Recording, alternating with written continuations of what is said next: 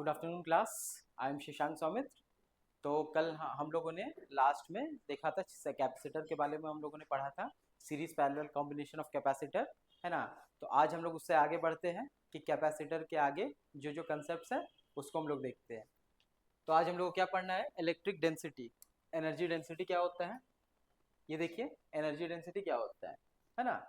तो एनर्जी का फॉर्मूला हम लोग को पता था, U is equals to 1/2 CV square, है ना। C का क्या था? C का value A epsilon not by D. C is equals to A epsilon not by D, ठीक है। और V is equals to ED होता था। ये हम लोगों ने इलेक्ट्रोस्टैट्स में ही पढ़ा है ये चैप्टर, है ना। लास्ट चैप्टर में भी हम लोगों ने पढ़ा था ये V is equals to E into D, ठीक है। अब U is equals to 1/2 epsilon not AD by E square, है ना। C का वैल्यू हम लोग यहाँ पर पुट कर रहे हैं, ठीक है। तो ये क्या हो जाएगा? U इज इक्वल्स टू 1/2, ठीक है। C का वैल्यू पुट कीजिए A epsilon not by D, ठीक है। और E V का वैल्यू आप पुट कीजिए, V स्क्वायर है ना। तो V इज इक्वल्स टू क्या होगा? E into D, E into D का होल स्क्वायर, ठीक है। ये क्या हो जाएगा? 1/2, ठीक है।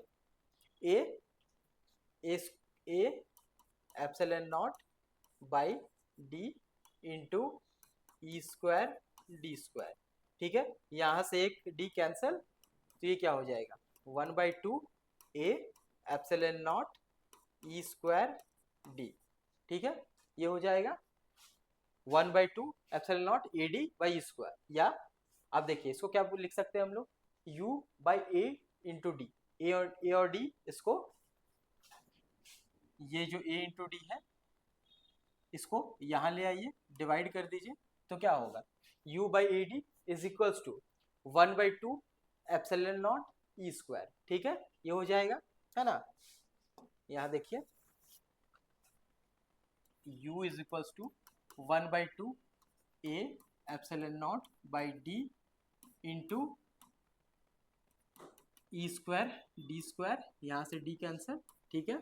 ये क्या आएगा? 1/2 A epsilon not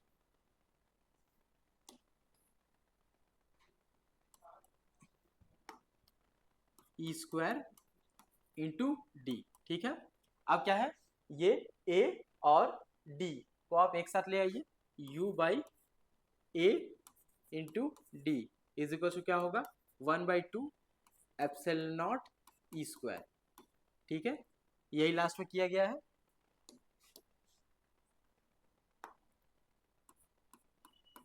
E square, ठीक है।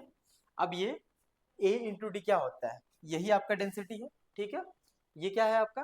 U is equal to A by D, है ना। A into D, area into density आपका क्या हो गया? वॉल्यूम हो गया, है ना। A into D is equal to, कहने का मतलब है area into distance is equal to volume होगा, यही वॉल्यूम होगा।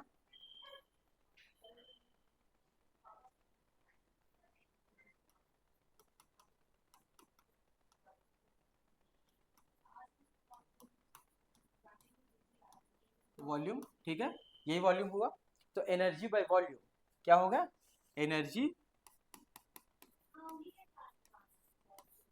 Bye volume is equal to 1/2 epsilon not E square.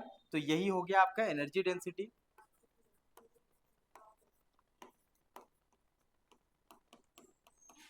ये क्या हो गया? 1/2 एप्सिलॉन नॉट ई का होल स्क्वायर, ठीक है। ये हो गया आपका, ये हो गया U is equal to U energy density, है ना। Energy density U is equal to 1/2 epsilon not into E square, ठीक है। यही हो गया आपका एनर्जी डेंसिटी, ठीक है। अब ऐसा यूनिट क्या होता है एनर्जी डेंसिटी का, है ना? जूल पर मीटर क्यूब, ठीक है। यहाँ देखिए वॉल्यूम डिवाइड हुआ है, ये एनर्जी का हम लोग का था जूल, और A इंटू डी आपका ये वॉल्यूम है। वॉल्यूम का क्या होता है? मीटर क्यूब, ठीक है। तो ये क्या होगा? जूल पर मीटर क्यूब, ठीक है। ये उसका ऐसा यूनिट हो गया, ठीक है, ये ऐसा यूनिट हो गया।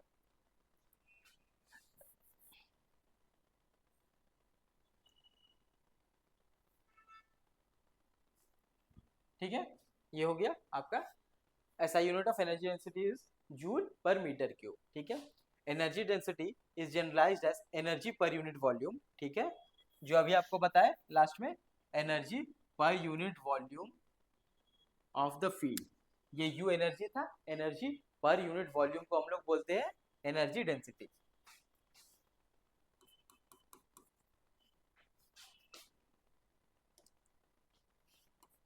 एनर्जी डेंसिटी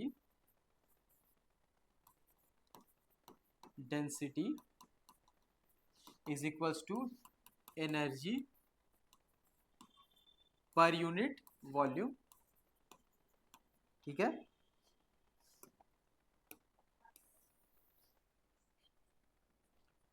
और ये एनर्जी डेंसिटी का फॉर्मूला ये हो गया।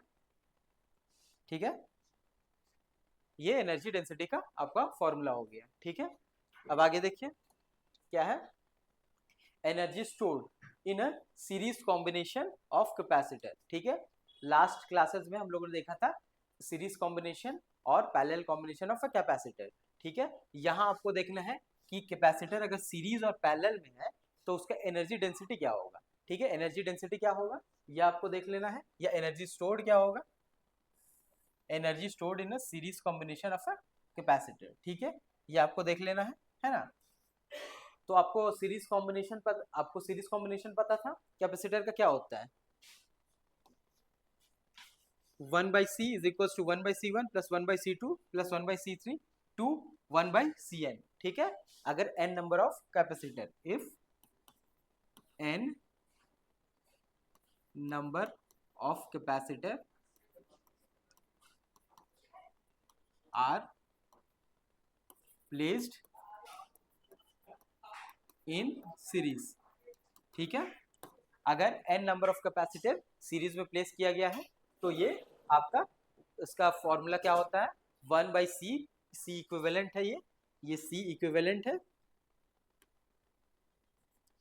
1/c equivalent is equal to 1/c1 plus 1/c2 plus 1/c3 से लेकर ये 1/cn तक चलेगा। ठीक है, अब इसका एनर्जी क्या था, हम लोग को कैपेसिटर का एनर्जी पता है, u is equal to 1/2 Q square by C. ठीक है ना, हम लोग तीन फॉर्मूला उसके लिए पढ़े थे एनर्जी के लिए क्या है, तो उसमें से एक फॉर्मूला हम लोग को ये था, है ना, 1/2 CV स्क्वायर था जो हम लोग यहाँ पर हम लोगों ने देखा था, एक ये फॉर्मूला है, एक है u is equal to 1/2 Q square by C. आपको मैंने बताया भी था कि इसको एक फॉर्मूला को हम लोग को याद रखना है ना, और q is equal to CV से हम लोग डायरेक्ट दूसरा फॉर्मूला, तीनों फॉर्मूला हम लोग डिराइव कर सकते हैं। ठीक है, हम लोग वहां पर एग्जामिनेशन में या कहीं भी इसको डिड्यूस कर सकते हैं। ठीक है, हम लोग को पता था, तो उसके लिए हम लोगों ने एक फॉर्मूला याद किया, तो उसके लिए दूसरा फॉर्मूला ये है 1/2 क्यू स्क्वायर बाई सी। ठीक है, दूसरा एनर्जी का फॉर्मूला हम लोग ले रहे हैं, तो इसका देखिए एनर्जी यहाँ पर देखिए 1/c 1/2 क्यू स्क्वायर। अब देखिए क्यू स्क्वायर तो कांस्टेंट आपका रहेगा, क्योंकि जो एक पर्टिकुलर सीरीज में है ना, एक कहने का मतलब है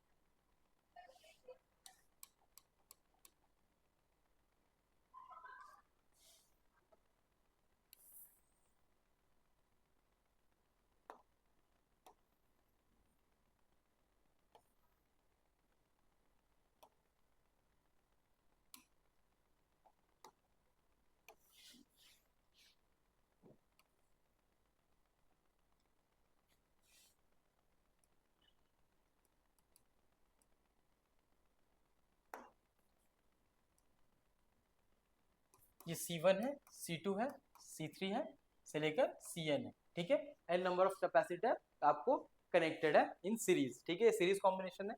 तो यहाँ पर इसके पास जो Q चार्ज होगा, ठीक है, वही सेम Q यहाँ पर भी आएगा, सेम Q यहाँ पर रहेगा, इसके पास भी सेम Q चार्ज रहेगा और फाइनली Q फ्लो हो जाएगा, ठीक है। ये Q ही चार्ज आपका फ्लो कर रहा है, ठीक है, ये Q चार्ज आपका आ रहा है। तो एनर्जी स्टोर्ड, ये जो Q होगा चार्ज, C1 के पास भी Q रहेगा, C2 के पास भी Q रहेगा, C3 के पास भी Q रहेगा। ये क्या है, ये सीरीज कॉम्बिनेशन है, सीरीज कॉम्बिनेशन ऑफ कैपेसिटर, ठीक है। तो इस केस में ये आपका होगा, है ना। तो वही केस इसमें बताया गया है, ठीक है।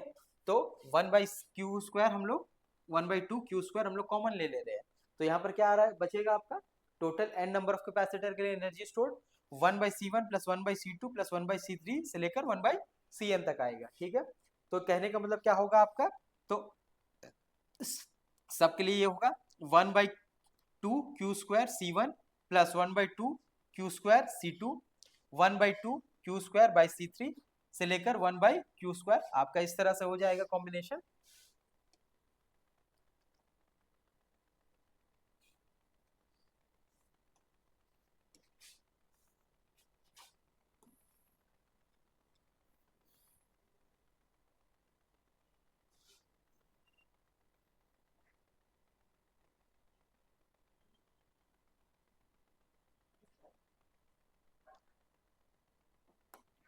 ठीक है, तो यहाँ पर क्या होगा आपका U का फॉर्मूला क्या था, U is equals to 1/2Q²/C, ठीक है। ये आपका टोटल एक जनरलाइज फॉर्मूला था, जनरलाइज केस,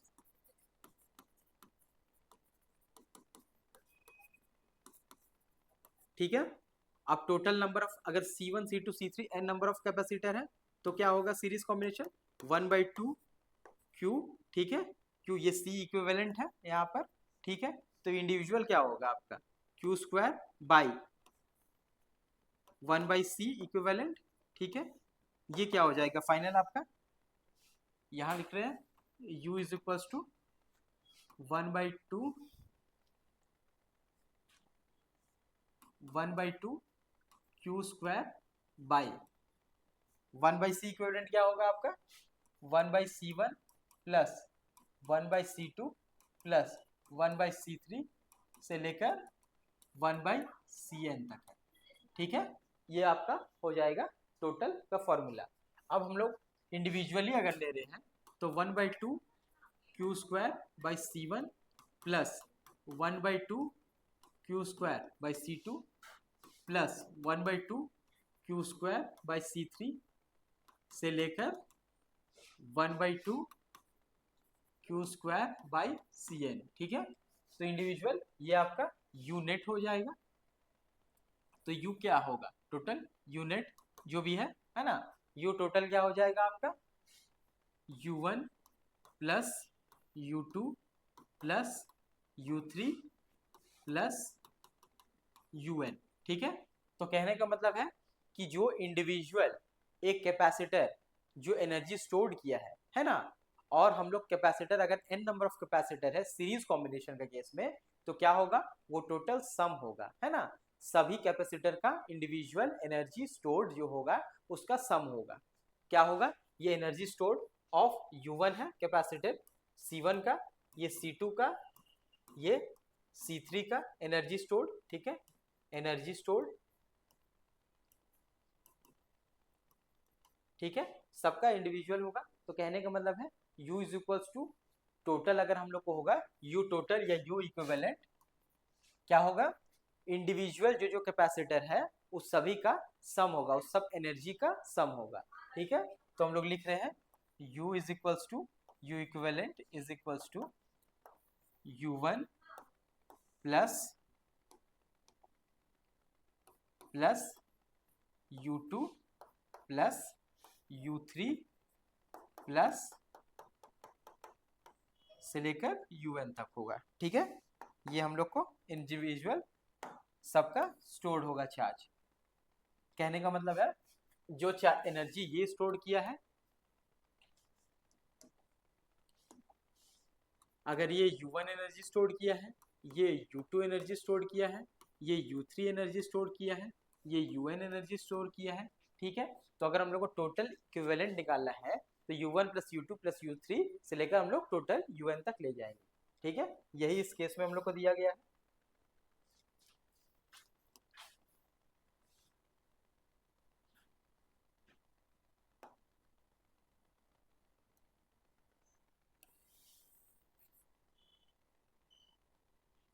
ये हो जाएगा case U is equal to 1/2 Q square by 1/C, ये हम लोग का फाइनल केस आ जाएगा, ठीक है। इंडिविजुअल, ठीक है। The total energy stored in the system is the sum of energy stored in the individual capacity. ये आपको याद रखना है, ठीक है। The total energy stored in the system of system is the sum of the energy stored in the individual capacitor, ठीक है। अब आगे देखिए, अब वो सीरीज का केस था, अब आप पैरेलल के केस में आइए, ठीक है। पैरेलल का क्या केस था, अगर एक पैरेलल कैपेसिटर, सब बहुत सारे कैपेसिटर्स है, अगर वो पैरेलल कनेक्शन में है तो उस केस में क्या होता था, हम लोग को formula C is equal to C1 plus C2 plus C3 से लेकर Cn तक जाता था, ठीक है। ये आपको पैरेलल कॉम्बिनेशन का केस आपको पता था, ठीक है।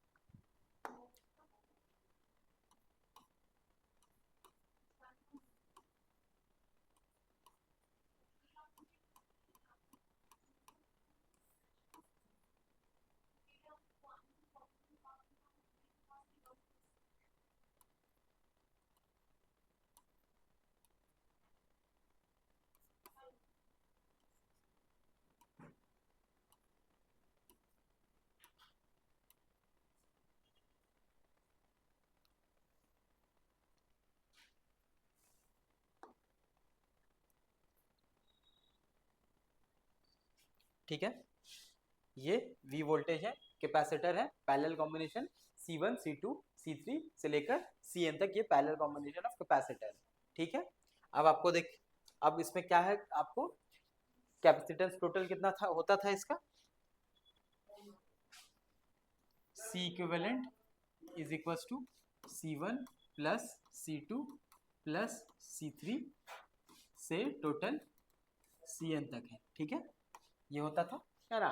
अब हम लोग को एक और फॉर्मूला, हम लोग को इसको पता है एनर्जी स्टोर का, U is equal to half CV square, ठीक है। लास्ट में भी हम लोग को देखा था, 3 फॉर्मूला हम लोग को पता था, उसमें से एक फॉर्मूला हम लोग ने लास्ट सीरीज कॉम्बिनेशन में देखा, एक पैरेलल कॉम्बिनेशन में देख रहे हैं, हम लोग यूज कर रहे हैं U is equal to 1/2 CV square, ठीक है।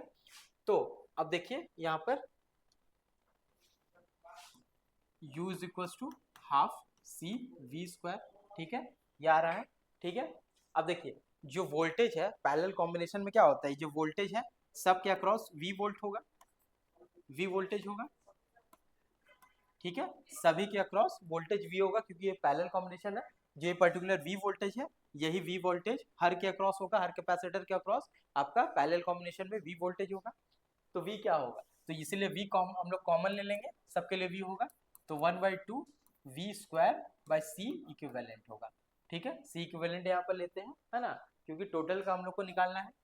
तो U is equals to 1/2 V square, अब C इक्विवेलेंट क्या था, C1 plus C2 plus C3 plus से लेकर Cn टोटल हो जाएगा।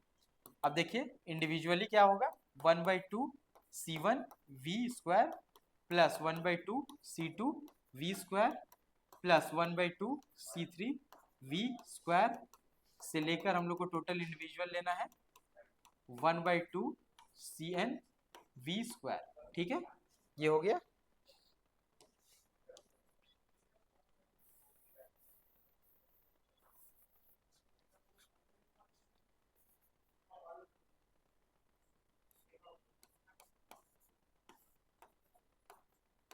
ठीक है, ये हो गया individual total.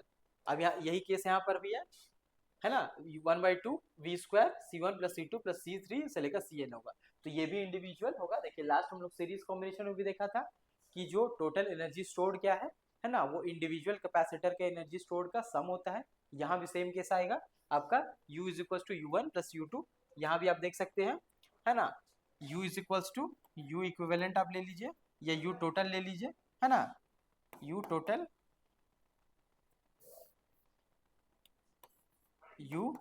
Total is equals to U1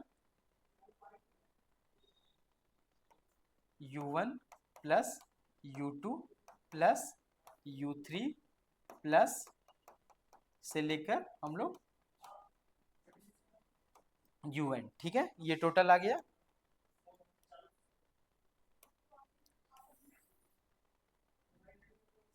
यही हो जाएगा। तो देखिए सीरीज हो या पैरेलल हो, दोनों केस में आप लोगों ने देखा कि U टोटल क्या होता है, इंडिविजुअल जो कैपेसिटर है उसमें जो एनर्जी स्टोर होता है उसका सम होता है। ठीक है, सीरीज के केस में भी यही होता है और पैरेलल के केस में भी यही होता है, आपको ये याद रखना है। तो यहाँ भी वही होगा केस आपका।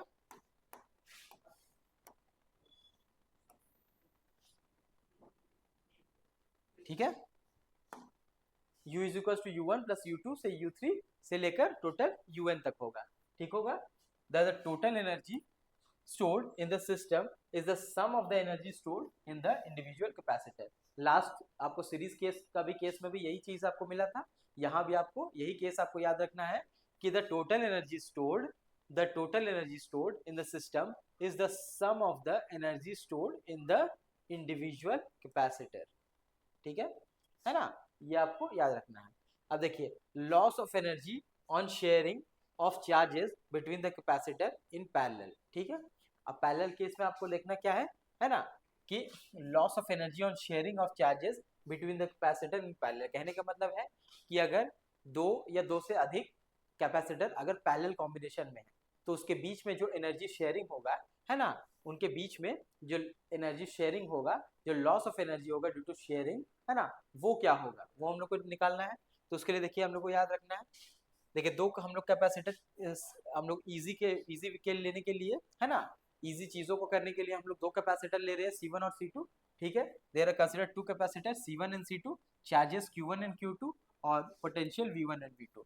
ठीक है, वोल्टेज V1 एंड V2 ले रहे हैं, दो कैपेसिटर ले रहे हैं C1 C2। ठीक है, यहाँ देख लीजिए,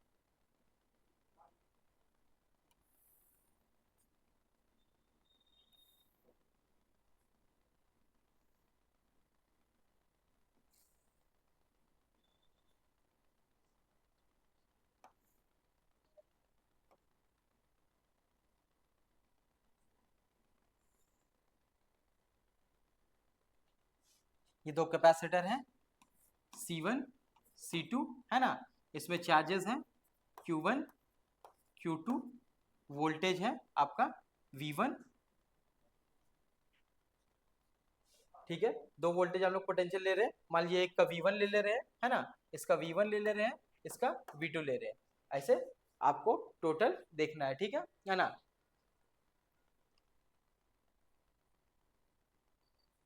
ठीक है ना। The total charge after sharing is equal to total charge before sharing, ठीक है, ये आपको याद रखना है। तो इसका क्या होगा, देखिए C1 प्लस C2 इंटू जो भी आपका V वोल्टेज है ना, is equal to C1 V1 plus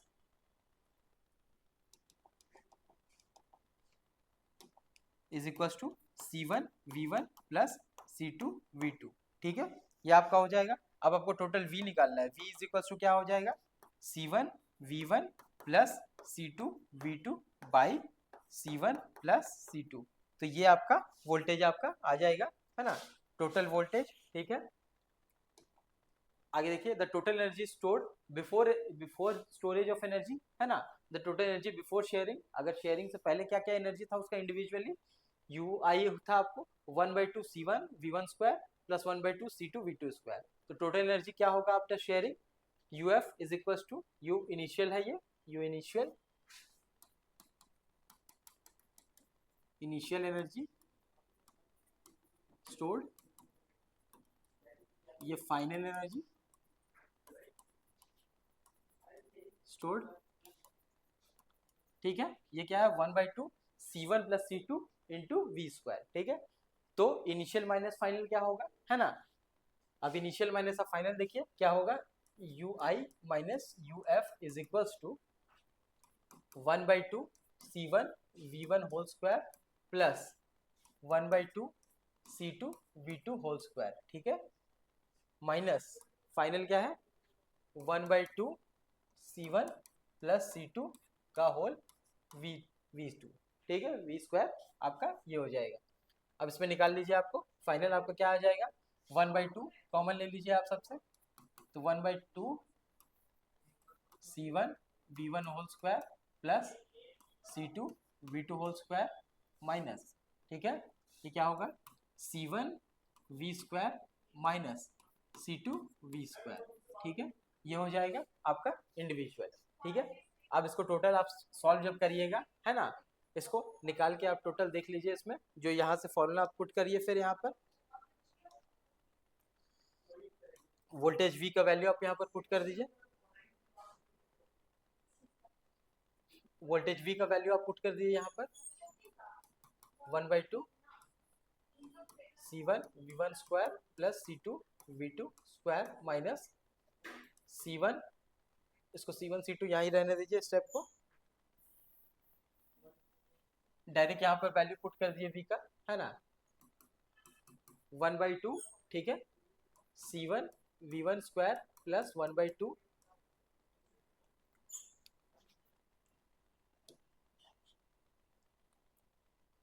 plus 1/2 C2 V2 whole square minus 1/2 C1 plus C2 into V square क्या आया था हम लोग यहाँ पर निकाले हैं, C1 V1 plus C2 V2, C1 V1 plus C2 V2 by C1 plus C2, ठीक है, ये आपका का होल स्क्वायर, ये आपका V स्क्वायर का वैल्यू आ गया, ठीक है, देखिए V का वैल्यू आपका आ गया यहाँ पर टोटल, ठीक है। तो यहाँ से आप इसको सिंप्लीफाई कीजिए, 1/2 C1 V1 square plus 1/2 C2 V2 square minus ये C1 का स्क्वायर और C2 का कैंसिल हो जाएगा, है ना, यहाँ क्या बचेगा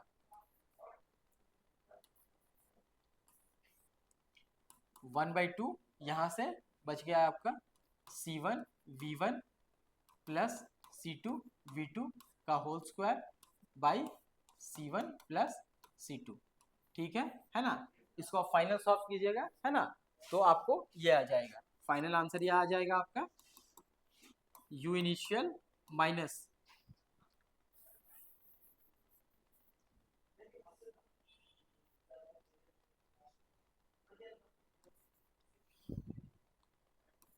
U initial minus U final is equals to C1 C2 V1 minus V2 का होल स्क्वायर बाई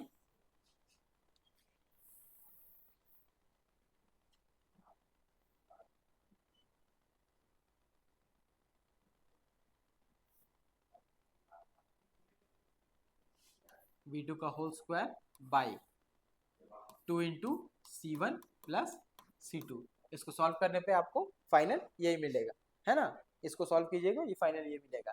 तो U I minus U V, अगर ये ग्रेटर देन जीरो है तो इसका मतलब क्या होगा, ये अगर value initial you I minus U F अगर ग्रेटर देन जीरो है तो इसका मतलब क्या होगा, यू आई आपका ग्रेटर देन यू एफ होगा। कहने का मतलब क्या है कि जो इनिशियल पोटेंशियल एनर्जी है, जो इनिशियल चार्ज स्टोर किया हुआ है कैपेसिटर में, वो फाइनल से ज्यादा होगा। ठीक है, initial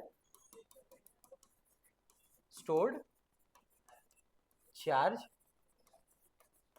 in capacitor is greater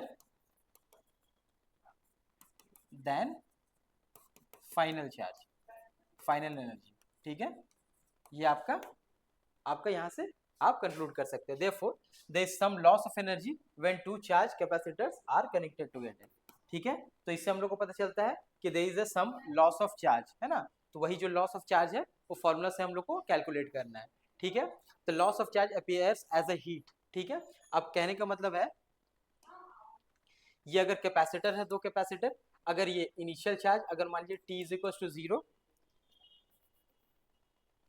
अगर ये t is equal to zero पे, है ना, इस पे चार्ज अगर जीरो था, ठीक है, और इस पे भी सेम था, है ना, इस पे t is equal to zero पे charge q is equal to Q1 is equal to zero, Q2 is equal to zero. ठीक है, अब क्या होगा, कुछ टाइम बाद जब ऑन होगा ये, है ना, जब हम लोग वोल्टेज देंगे तो क्या होगा, यहाँ पर चार्ज बढ़ना शुरू होगा at t is equal to some time t पे क्या होगा, ये चार्ज Q1 के बराबर हो जाएगा, Q is equal to Q1 हो जाएगा, और यहाँ पर चार्ज क्या हो जाएगा, at t is equal to t Q is equal to Q2 हो जाएगा। ठीक है, ये आपका चार्ज हो जाएगा। तो अब कहने का मतलब है अगर ये जो चार्ज स्टोर्ड हुआ है तो इस पे हीट डिसिपेट होगा, है ना, हीट एनर्जी आएगा, तो हीट डिसिपेट होगा जो वायर कनेक्शन है ना, इन टू कैपेसिटर, जिसके कारण क्या होगा, जो हीट जो प्रोड्यूस हुआ है वो लॉस होगा एज अ हीट। ठीक है, जो प्रोड्यूस हुआ है ना, कैपेसिटर में जो एनर्जी स्टोर्ड हुआ है कुछ उस पे हीट को, इस हीट को वो डिसिपेट करेगा। ठीक है, डिसिपेट करेगा कनेक्शन जो होगा, और उसके कारण क्या होगा, कुछ हीट लॉस होगा उसमें, है ना, कुछ एनर्जी इसमें से कम हो जाएगा, इसीलिए initial energy greater than final energy होता है। ठीक है, अब आप देखिए पोलर मॉलिक्यूल का केस है। अभी तक हम लोगों ने कैपेसिटर के बारे में सब कुछ पढ़ लिया, है ना, सीरीज कॉम्बिनेशन, पैरेलल कॉम्बिनेशन, कुछ क्वेश्चन से रिलेटेड मैंने आपको करवाया है। उसके बाद आप लोगों ने एनर्जी स्टोर्ड देखा कि दोनों का क्या फॉर्मूला होता है स्टोर्ड एनर्जी के इसमें, है ना। अब आपको देखना है इसमें कि अगर एक पोलर मॉलिक्यूल क्या होता है। ठीक है, अब मॉलिक्यूल स्ट्रक्चर के बारे में आपको स्टडी करना है। पोलर मॉलिक्यूल क्या होता है, तो a molecule in which the center of a positive charge does not coincide with the center of a negative charge is called polar molecule। Easy way में आप बोलिएगा कि अगर एक पर्टिकुलर मॉलिक्यूल है, अगर ये मॉलिक्यूल है टोटल, है ना, इस पे कुछ अलग पोजीशन पे पॉजिटिव चार्ज होंगे और नेगेटिव चार्ज अलग अलग सेपरेटेड होंगे, है ना, वो एक सेंटर पे, जैसे हम लोग स्टडी करते थे पहले कि इनिशियल हम लोग एक सेंटर लेते थे, है ना, उस पर हम लोग कोइंसाइड करते या तो पॉजिटिव, है ना, या तो नेगेटिव। ठीक है, हम लोग यही एक सिंप्लीफाई करने के लिए ये हम लोग बताते थे, लेकिन क्या है असली में ये होता नहीं है ना। तो पोलर मॉलिक्यूल का केस वही होता है कि जब अगर आपका पॉजिटिव चार्ज और नेगेटिव चार्ज सेंटर अगर दोनों अलग अलग है, अगर पॉजिटिव और नेगेटिव चार्ज सेंटर आपको अलग अलग है ना, तो उसको हम लोग बोलते हैं, उस सब्सटेंस को हम लोग बोलते हैं पोलर मॉलिक्यूल। ठीक है, ये देख लीजिए, a polar molecule in which the centre of the positive charge, centre of the positive charge, ये हुआ आपका centre of the positive charge, does not coincide with the centre of the negative charge, ये हुआ आपका centre of negative charge. कहने का मतलब है दोनों सेपरेटेड है। ठीक है, दोनों कुछ पर्टिकुलर डिस्टेंस से सेपरेटेड है, is called a polar molecule. ठीक है, polar molecule doesn't have a symmetrical shape, ठीक है, ये आपको याद रखना है ना, कि पोलर मॉलिक्यूल का कभी भी सिमेट्रिकल शेप नहीं होता है, ठीक है। एग्जाम्पल इसका देख लीजिए कुछ, ठीक है, ये पॉइंट याद रखिएगा। एग्जाम्पल आपका HCl है, ठीक है, HCl, ठीक है, H2O, NH3, एमोनिया, ये वाटर,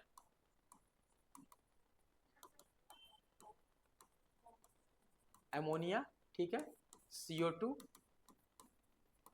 कार्बन डाइऑक्साइड, ETC, ठीक है। अल्कोहल्स भी होता है, अल्कोहल्स, ठीक है, अल्कोहल्स में बहुत सारे जैसे C2H5OH, ठीक है, CH3OH, ठीक है, ये हो जाएगा आपका, है ना। HCl है, हाइड्रोक्लोरिक एसिड,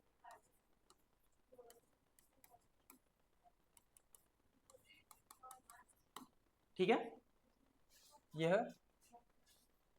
अब देखिए H2O का केस आप देख लीजिए, डायग्राम आप देख लीजिए, वहां पर क्या होगा, है ना, ये O मॉलिक्यूल है ना, ये O है, ऑक्सीजन, ये H आपका हाइड्रोजन, ये H हाइड्रोजन, इस तरह का स्ट्रक्चर होता है, OH, ठीक है, और इसका एंगल होता है 105 डिग्री, ठीक है, ये आपको याद रखना है ना। अब इस पे देखिए, इसका आपको इस तरह से चार्ज होता है ना, तो ये इसका स्ट्रक्चर होता है, पॉजिटिव और नेगेटिव दोनों अलग अलग इसमें से सेपरेट होता है।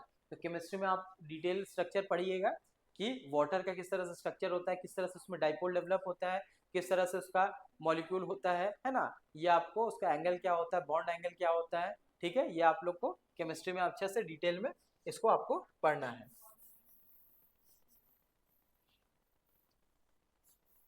ठीक है। तो ये आप स्ट्रक्चर इसको देख लिए। अब देखिए इफेक्ट क्या होता है, effect of an electric field on a polar molecule, ठीक है, अगर एक पोलर मॉलिक्यूल है उसमें इलेक्ट्रिक फील्ड का क्या इफेक्ट होगा, ये आपको जानना है, ठीक है।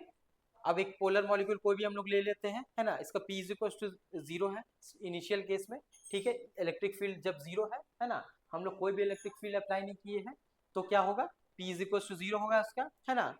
तो in the absence of external electric field, in the absence of external electric field, कहने का मतलब है E इज इक्वल्स टू 0, है ना, the permanent dipoles of the, P होता है हम लोग को डाइपोल, आप लोग पढ़े थे, डाइपोल डाइपोल मोमेंट, ये सब सब कुछ पढ़ाया गया है ना। तो अब क्या है इसमें, इसका जब external E is equal to 0 है, तो परमानेंट डाइपोल्स क्या होता है, इसका 0 होता है, ओरियंस रैंडम डायरेक्शनल, ठीक है, and hence the net dipole moment is 0, कहने का मतलब है कि देखिए ये पर्टिकुलर एक केस ले लीजिए, है ना, ये मॉलिक्यूल्स का, ये क्या है, एक मॉलिक्यूल, दो मॉलिक्यूल, ये 1 है, 2 है,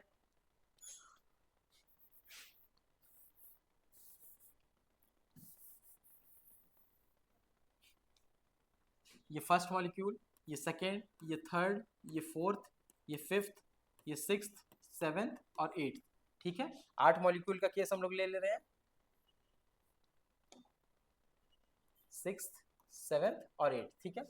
अब इस पर क्या देखिए, अगर ये पोलर है, पोलर मॉलिक्यूल्स है, तो कहने का मतलब क्या है कि इसमें पॉजिटिव और नेगेटिव चार्ज अलग होंगे, ये पॉजिटिव आपका सेंटर है, पॉजिटिव सेंटर, ये नेगेटिव सेंटर है, दोनों अलग है ना।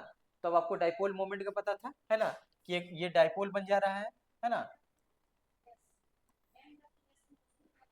-q और +q, ठीक है, ये आपका डाइपोल बन गया, है ना, एक नेगेटिव सेंटर एक पॉजिटिव सेंटर, और डाइपोल मोमेंट का आपको डायरेक्शन पता था, ये क्या है, नेगेटिव से पॉजिटिव, ठीक है, नेगेटिव टू पॉजिटिव, ठीक है,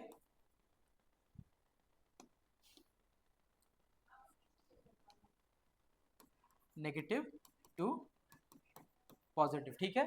तो ये सेंटर अब क्या है कि देखिए ये पोलर मॉलिक्यूल्स जो है सब के केस में यही होगा, है ना, सबका एक डाइपोल मोमेंट होगा, एक पर्टिकुलर डायरेक्शन में नेगेटिव टू पॉजिटिव होगा, लेकिन अब क्या है, ये रैंडमली अलाइन है, इसका देखिए इस डायरेक्शन में जा रहा है ना, इसका इस डायरेक्शन में है, इसका इस डायरेक्शन में जा रहा है, इसका इस डायरेक्शन में जा रहा है,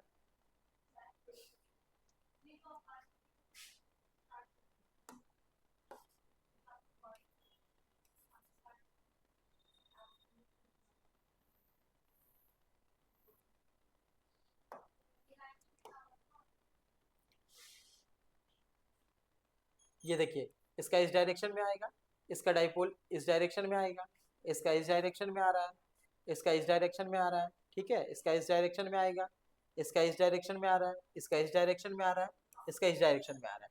तो कहने का मतलब है कि हर डाइपोल जो भी है डायरेक्शन डाइपोल मोमेंट का वो रैंडमली अलाइंड है ना, ये रैंडम है, रैंडम अलाइंड, ठीक है।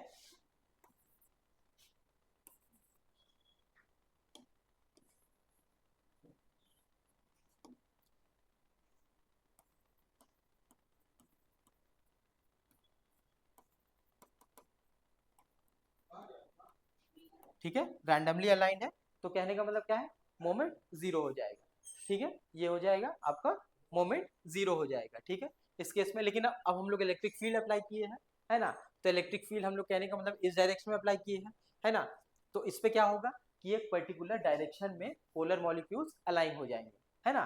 वहां पर क्या करना है आपको, देखिए when electric field is applied the dipole orients themselves in a regular fashion and hence dipole moment is included, ठीक है। कहने का मतलब क्या है कि एक पर्टिकुलर डायरेक्शन में डाइपोल अलाइन हो जाएंगे, है ना। अगर इस डायरेक्शन में इलेक्ट्रिक फील्ड है तो इसी डायरेक्शन में पोलर मॉलिक्यूल्स अलाइन हो जाएंगे, तो उसका डाइपोल भी इस डायरेक्शन में अलाइन हो जाएगा, डाइपोल मोमेंट जो है वो इस डायरेक्शन में अलाइन हो जाएगा। तो complete alignment is not possible due to thermal agitation, ठीक है। कहने का मतलब है 100% जो अलाइनमेंट है वो पॉसिबल नहीं हो सकता है ना। तो फाइनल क्या होता है कि इसका कुछ डायरेक्शन होगा, ठीक है, इसका कुछ डायरेक्शन हो जाएगा, है ना, तो ये एक पर्टिकुलर आपको डाइपोल मोमेंट प्रोवाइड करेगा, है ना। It provides it provides some